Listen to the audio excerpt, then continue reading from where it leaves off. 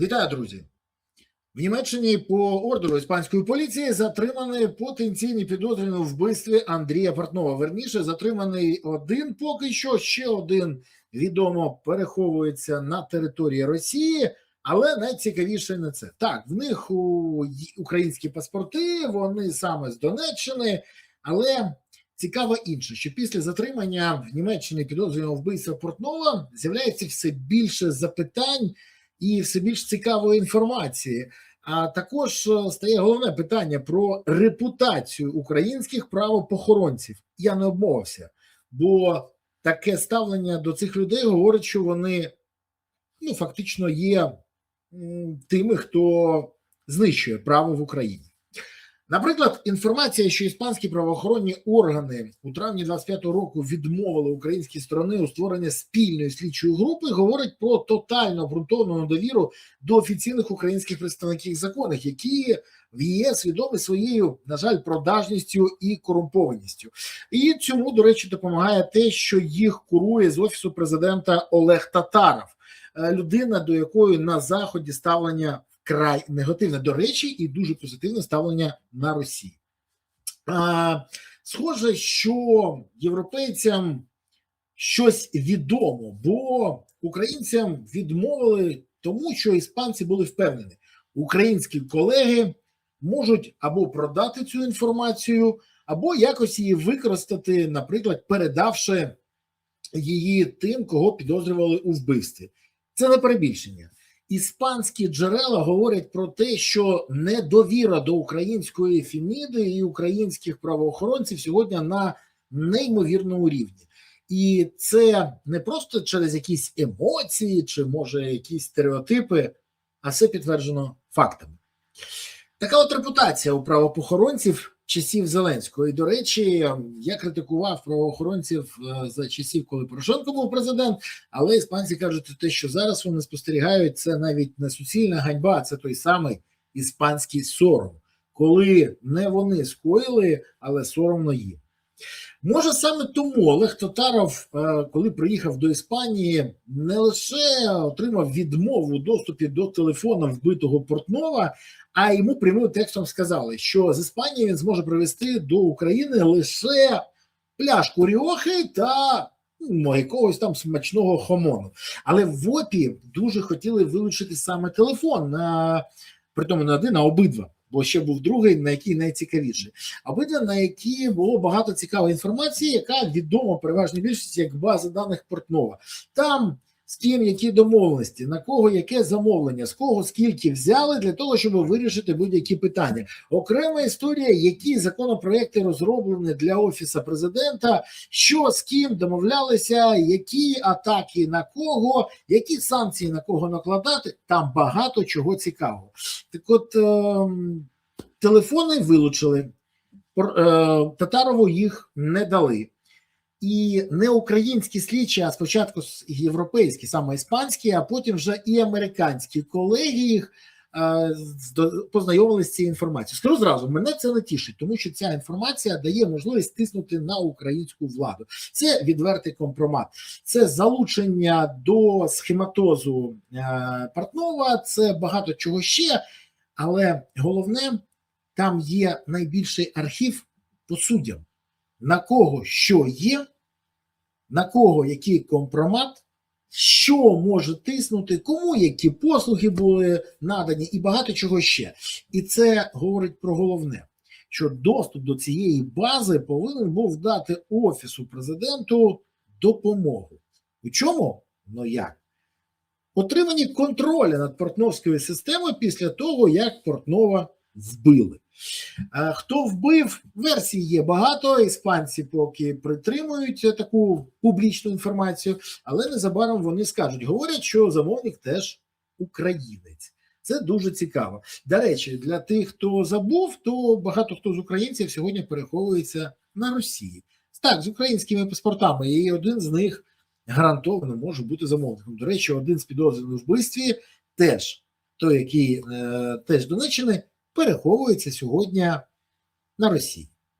Так от, доступ до всієї цієї інформації які отримали як європейці, так і американці, ну, доволі чутливі для української влади. Але це вже інша історія, і я сьогодні не буду її торкатися. Я поговорю про інше. Коли представники українських правоохоронних органів прибули до Іспанії для збору доказів, їх затримали на момент спроби отримати відео з камер спостереження. Ви розумієте, що відбувається? Тож фактично спочатку відмовили у створення окремої групи, потім не дали можливості добратися їм до даних. Чому? Щоб не дати можливість проінформувати тих, хто могли бути залучені до преступної злочинного угруповання, або для того, щоб ця інформація не було витоку цієї інформації. І оце найголовніше. Іспанці довели, не передавши інформацію українцям, вони знайшли підозрюваного вбивці. Деякі іспанські джерела кажуть, що якщо б інформація була надана Татарову, то результат був би такий, як завжди. Тому шеф іспанської поліції впевнений, все правильно зробили. Більше того, їх підтримують також їх колеги з Німеччини і американські колеги. Це доволі образливо для України, але ще раз, це ж вибір Володимира Олександровича Зеленського. Це він поставив цих людей бути смотрячими над правоохоронною або правопохоронною системою. Взагалі, коли наших правопохоронців затримали при спробі отримати відео з камер спостереження, тоді небажання іспанців співпрацювати з країною, громадянство якої мав Портнов, і, ну, скажімо так, були ще деякі версії, але пояснювали відпрацюванням версії про можливу причетність громадян України до резонансного вбивства. Тепер ми бачимо, що підозрюваний були визначений, знайдений і затриманий. І європейські правоохоронці, ще раз наголошую на цьому, були впевнені, і сьогодні теж, що якщо б вони проінформували б Україну про все, то такого результату б в них би не було. До речі, це доведено і Україною, коли напередодні обшуку і вручення підозри втікає з України Денис Комарницький, той, який був смотрячий від Офісу президента і проходив по справі «Чисте місто». Потім втікає Міндіч і Цукерман.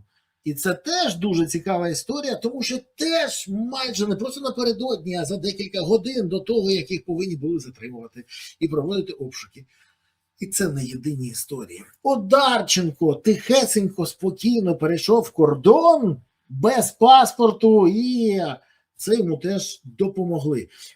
Хочете, я назову ще когось? Та, будь ласка, Влад Трубіцин. Забули? Ну, той, якого спіймали на корупції в КМДА від «Слуг народу», і він так само. Таких прикладів багато. Як тільки залучені до злочинів дізнаються цю інформацію, вони втікають.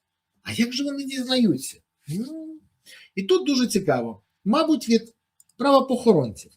Окрема історія – це те, що, ну, про це вже казали. Більше того, навіть Семен Кривонос, до якого теж велика кількість питань, але заявив публічно, що представники низки правоохоронних органів цікавились ухвалами ВАКС за справою Мідас, яку розслідують НАБУ і САП.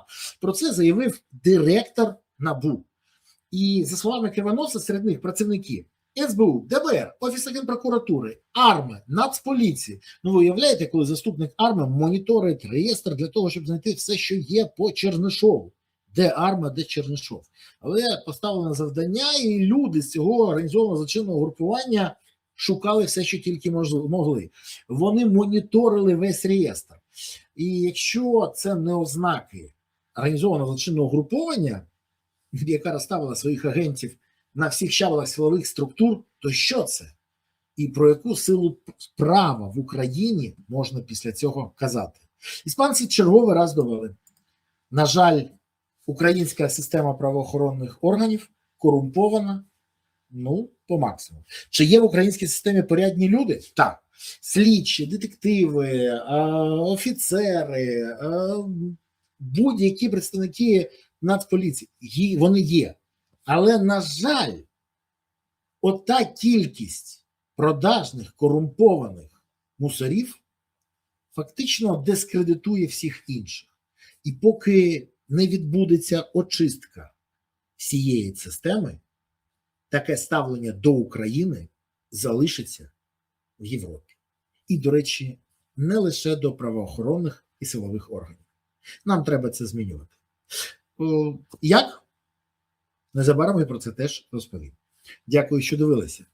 Підписуйтесь на канал, щоб дізнатися все, що буде далі. А також не забувайте ставити вподобайки, коментувати і поширювати відео. Напишіть, звідки ви дивитесь і що ви думаєте. Але головне, не забувайте підтримувати Збройні Сили України. Донатьте на ЗСУ, приєднуйтесь до ЗСУ, допомагайте ЗСУ. Бо ЗСУ – це єдина сила, яка є гарантією того, що Україна є майбутнє. Гуртуємось навколо ЗСУ, щоб у України було майбутнє. Дякую вам. Па-па.